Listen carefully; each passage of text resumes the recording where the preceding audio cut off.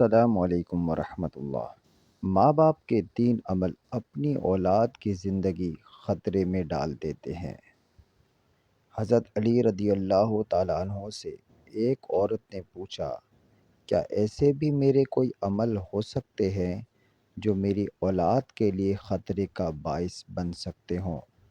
تو حضرت علی رضی اللہ تعالیٰ عنہ نے فرمایا کہ ماں باپ کے 3 ایسے کام جو کہ اولاد کو موت کے منہ تک لے جاتے ہیں۔ وہ 3 عمل یہ ہیں۔ بسم اللہ الرحمن الرحیم۔ مسلم شریف کی حدیث میں یہ بات روایت ہے کہ حضرت محمد صلی اللہ علیہ وآلہ وسلم نے فرمایا، اگر میں ماں باپ کو اس دنیا میں زندہ پاتا تو اگر میں عشاء کے فرض پڑھ رہا ہوتا، اگر میرے ماں باپ میں سے کوئی مجھے آواز دیتا تو میں نماز چھوڑ کر انہیں لبیک کہتا۔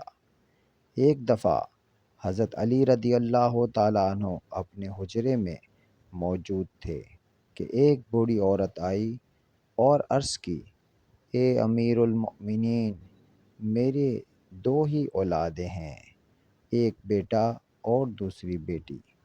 وہ دونوں ہی نافرمان ہیں اور وہ دونوں اکثر بیمار رہتے ہیں۔ میری بیٹی کا رشتہ لینے کے لیے کوئی تیار نہیں اور بیٹے کو کوئی رشتہ دینے کے لیے تیار نہیں۔ میں ایسا کون سا عمل کروں جس سے ان کی زندگی میں برکت آئے اور وہ عمل انہیں نفع دے اور وہ میری نافرمانی بھی نہ کریں، وہ صحت یاب بھی ہو جائیں؟ میں ایسا کون سا کام کروں کیونکہ وہ دونوں نافرمان ہیں، میرا کہا نہیں مانتے؟ میرا بیٹا شراب اور دیگر گناہ بھی کرتا ہے، وہ دونوں دین اسلام سے مطابقت نہیں رکھتے۔ اے امیر المؤمنین، مجھے کوئی ایسا عمل بتائیں جس سے وہ دونوں راہ راست پر آ جائیں، دونوں کے رشتے بھی ہو جائیں، وہ فرمانبردار بھی بن جائیں اور دونوں صحت مند بھی ہو جائیں۔ حضرت علی رضی اللہ تعالیٰ عنہ نے اس عورت سے فرمایا کہ ماں باپ کے 5 ایسے گناہ جن کی سزا اولاد کو بھی ملتی ہے۔ وہ 5 عمل ایسے ہیں جس سے اولاد کا تعلق جڑ جاتا ہے۔ حضرت علی رضی اللہ تعالیٰ عنہ نے فرمایا، اگر ماں باپ یہ عمل کرتے ہیں تو ان کے عملوں کی وجہ سے اولاد بھی اس جرم میں شریک کر دی جاتی ہے۔ اس خاتون نے پوچھا، وہ 5 عمل کون سے ہیں؟ حضرت علی رضی اللہ تعالیٰ عنہ نے فرمایا، وہ 5 عمل یہ ہیں۔ نمبر 1، جس گھر میں والدین قرآن مجید کو سمجھنے کے باوجود اس کی تلاوت نہ کریں تو ایسے والدین تو اللہ کے عذاب کے مستحق ہوتے ہی ہیں، لیکن اس کی سزا ان کی اولاد کو بھی ملتی ہے۔ ایسے والدین کی اولاد نافرمان بے حیا ہو جاتی ہے۔ آپ اپنے گھروں میں دیکھیں کہ قرآن مجید جو کہ اللہ تعالیٰ کی آخری کتاب ہے اور حضرت محمد مصطفیٰ صلی اللہ علیہ وآلہ وسلم پر نازل ہوئی، جو کہ قیامت تک کے مسلمانوں کے لیے ہدایت کا منبع ہے، لیکن افسوس کہ ہم صرف رمضان میں قرآن مجید کو پڑھتے ہیں، یا پھر جب کوئی فوتگی ہو جائے قرآن مجید ہمارے گھروں میں موجود ہوتا ہے اور اس پر دھول جم جاتی ہے، مگر ہم اسے کھول کر پڑھنے کی کوشش نہیں کرتے۔ ہمیں چاہیے کہ اس مقدس کتاب کی تلاوت کریں تاکہ ہمارے گھروں میں اللہ تعالیٰ کی رحمتیں اور برکتیں نازل ہوتی رہیں۔ جو ماں باپ قرآن کو سمجھنے کے باوجود نہیں پڑھتے، ان کی اولادیں بے حیا اور تنگ دست ہو جاتی ہیں۔ نمبر 2، امیر المؤمنین حضرت علی رضی اللہ تعالیٰ عنہ نے فرمایا، جس گھر میں ماں باپ روزانہ لڑتے ہیں اور ایک دوسرے کو گالیاں دیتے ہیں، جہاں گالیاں دی جائیں وہاں شیطان ہی ڈیرے ڈالتے ہیں، فرشتے نہیں، اور شیطان ان کو ہر وقت بھڑکاتے رہتے ہیں۔ آپ خود سوچیں کہ جس گھر میں ہر وقت شیطان کا بسیرا ہو، فرشتے وہاں نہ آئیں، تو ایسا گھر تو جہنم ہی ہوگا، کیونکہ فرشتے تو یہودیوں اور مشرکوں کے گھروں میں نہیں آتے۔ حضور نبی کریم صلی اللہ علیہ وسلم کا فرمان اقدس ہے کہ ایک دوسرے کو گالیاں دینا اسلام میں حرام ہے۔ والدین کو دیکھ کر اولاد جوان ہوتی ہے، جیسا طرز عمل والدین کا ہوگا اولاد بھی ویسی ہی ہوگی۔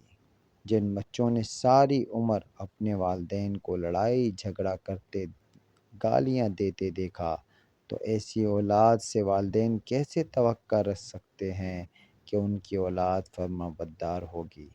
اسی لیے حضرت علی رضی اللہ تعالیٰ عنہ نے فرمایا کہ ماں باپ کو چاہیے کہ دین اسلام میں بات چیت کے جو طریقے بتائے گئے ہیں ان پر عمل کریں، تاکہ ان کی اولادوں کی تربیت درست طریقے سے ہو۔ اس طرح آپ کی اولادیں نافرمان اور بے حیا نہیں ہوں گی۔ اپنے گھروں میں نیکی کی باتیں پھیلائیں، اپنی اولاد کو نیکی کا درس دیں۔ اپنی بیٹیوں کو حضرت فاطمہ الزہرا رضی اللہ تعالیٰ عنہا اور حضرت عائشہ صدیقہ رضی اللہ تعالیٰ عنہا کے واقعات بتایا کریں، ان کے طرز زندگی کے متعلق بتایا کریں، تاکہ ہماری بیٹیاں باحیا اور بردادار ہوں۔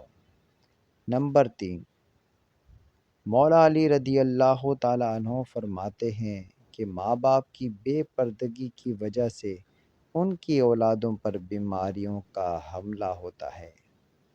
حدیث شریف صحیح بخاری میں حضرت ابو ہریرہ رضی اللہ تعالیٰ عنہ سے روایت ہے کہ نبی کریم صلی اللہ علیہ وآلہ وسلم نے فرمایا کہ پردہ عورت پر جنت واجب ہے، پردے دار عورت پر جنت واجب ہے، جبکہ بے پردہ عورت پر جہنم واجب ہے۔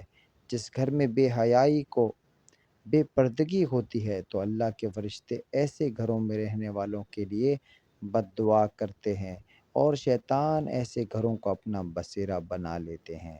جہاں بے پردگی عام ہو، اس گھر کی اولادیں بے حیا، نافرمان اور غلط کاموں کا شکار ہو جاتی ہیں۔ یہی نہیں بلکہ پریشانیاں اور مصیبتیں ایسی اولاد کا مقدر بنتی ہیں۔ یہ ان کے والدین کی بے پردگی کی وجہ سے ہوتا ہے۔ جس گھر میں بے حیائی ہوتی ہے وہاں اللہ کی برکت و رحمت نہیں ہوتی۔ ایسے ماں باپ کی اولادیں فتنوں اور بلاؤں سے محفوظ نہیں رہ سکے گی، کیونکہ اللہ کے فرشتے جو ان کے ان فتنوں کو روکتے ہیں وہ تو اس گھر سے چلے جاتے ہیں۔ ایسی اولاد ماں باپ کی نافرمانی کرتی ہے اور ہمیشہ پریشانی میں مبتلا رہتی ہے۔ ماں باپ کو چاہیے کہ وہ پردے کا خاص خیال رکھیں، تاکہ ان کی اولاد بھی ان کی پیروی کرے۔ آپ نے مشاہدہ کیا ہوگا کہ آپ کے ارد گرد جو ماں باپ پردے کا خیال نہیں رکھتے تو ان کی باتیں زبان و زد عام ہوتی ہیں۔ اکثر عورتیں یہ کہتی ہوئی دکھائی دیتی ہیں کہ پردہ دل کا ہوتا ہے، تو ایسی عورتوں کو اللہ کے غضب سے ڈرنا چاہیے کہ کیا ان کا دل حضرت فاطمہ الزہرا اور حضرت عائشہ رضی اللہ تعالیٰ عنہما کے دل سے زیادہ پاک ہے؟ اگر ان کے لیے پردے کا حکم تھا تو آج کی خواتین اپنے آپ کو کس جگہ پر دیکھتی ہیں؟ ناظرین، اپنی بیٹیوں کو حضرت فاطمہ الزہرا رضی اللہ تعالیٰ عنہا کے واقعات بتائیں اور انہیں بتائیں کہ ان کی رول ماڈل کون ہونی چاہیے۔ آپ کو حضرت فاطمہ الزہرا سلام اللہ علیہا کا ایک واقعہ سناتے ہیں۔ شادی کے بعد نبی کریم صلی اللہ علیہ وآلہ وسلم حضرت فاطمہ الزہرا رضی اللہ تعالیٰ عنہا کو گھر لے کر جا رہے تھے کہ راستے میں ایک نابینا صحابی بیٹھے ہوئے تھے۔ آپ رضی اللہ تعالیٰ عنہ نے اپنے چہرے کو ڈھانپ لیا۔ نبی کریم صلی اللہ علیہ وسلم نے کہا، بیٹی فاطمہ، یہ صحابی تو نابینا ہیں، آپ نے کیوں چہرہ ڈھانپ لیا؟ تو حضرت فاطمہ رضی اللہ تعالیٰ عنہ نے کہا کہ بابا جان، مجھے غیر محرم سے پردے کا حکم دیا گیا ہے، تاکہ ان افراد سے جن کو نظر آتا ہے۔ ناظرین، یہ یہودیوں کی چال ہے کہ جدت کے نام پر بے حیائی کو مسلم معاشرے کے اندر پروان چڑھایا جاتا ہے۔ لہٰذا اس دور میں جتنا ہو سکے اپنی اولاد کو صحابہ کرام اور اہل بیت کی زندگیوں کے متعلق بتائیں۔ نمبر 4، حضرت علی رضی اللہ تعالیٰ عنہ نے فرمایا کہ وہ والدین جو کہ کسی دوسرے کی اولاد کے بارے میں برا سوچتے ہوں، انہیں دیکھنا چاہیے کہ اگر وہ دوسرے کی اولاد کے بارے میں برا سوچیں گے تو ان کی اولاد بھی اس برے عمل سے بچ نہیں پائے گی۔ اللہ تعالیٰ ان کی اولادوں کے لیے برا کرتا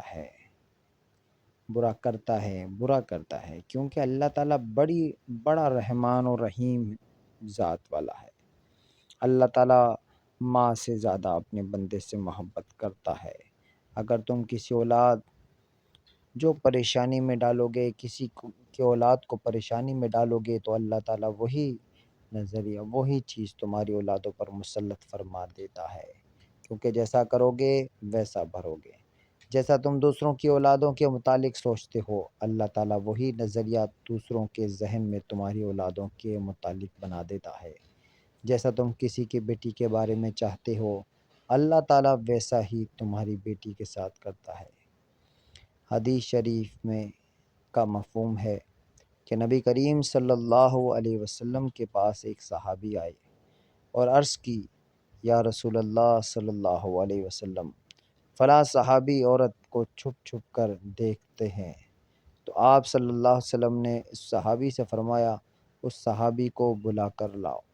جب وہ صحابی آپ کی خدمت اقدس میں حاضر ہوئے تو آپ نے اس سے کہا، تم اپنے گھر کی حفاظت کی ذمہ داری چھوڑ گئے ہو کیا؟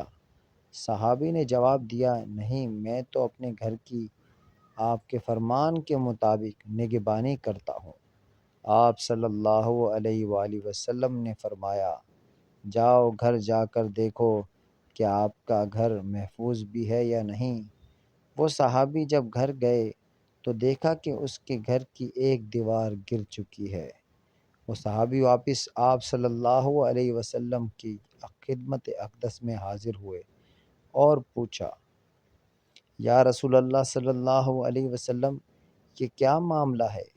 تو آپ صلی اللہ علیہ وسلم نے فرمایا، اگر تم کسی کی عورت کو دیکھو گے تو اللہ تعالیٰ تمہارے گھر کی دیواریں گرا دے گا۔ دوسروں کی بیٹیوں کو اپنی بیٹیاں سمجھو، ہر بہن کو اپنی بہن سمجھو، تاکہ تمہاری عزتیں بھی محفوظ رہ سکیں۔ نمبر 5، حضرت علی رضی اللہ تعالیٰ عنہ نے فرمایا، جو ماں باپ اپنے گھر میں حلال و حرام کا فرق نہ کرتے ہوں، حرام وہ نہیں کہ حرام جانور کھا لیا جائے یا کوئی حرام چیز کھا لی جائے، یہ تو قطعاً حرام ہے۔ حرام وہ جو حلال کو حرام کر کے کھایا جاتا ہے، کسی دھوکہ فراڈ کر کے اس کا حق کھا لیا جائے یا کسی غریب مسکین کا حق کھا لیا جائے تو یہ بھی حرام ہے۔ اگر حرام مال بچوں کو کھلایا جائے تو اولاد نافرمان، بے حیا اور بیماریوں میں مبتلا ہو جاتی ہے۔ آج کل یہ بیماری ہمارے معاشرے میں عام ہو گئی ہے۔ حرام کھانے والے اسے حلال سمجھ کر کھا رہے ہیں۔ اللہ تعالی ہم سب کو رزق حلال کمانے کی توفیق عطا فرمائے، آمین۔ ناظرین، اگر آپ کو ہماری ویڈیو اچھی لگی ہو تو اسے لائک کریں اور مزید ایسی اسلامی ویڈیوز کے لیے ہمارے چینل کو لازمی سبسکرائب کریں۔ شکریہ۔ اگلی ویڈیو تک کے لیے ہمیں دیجیے اجازت۔ خدا حافظ۔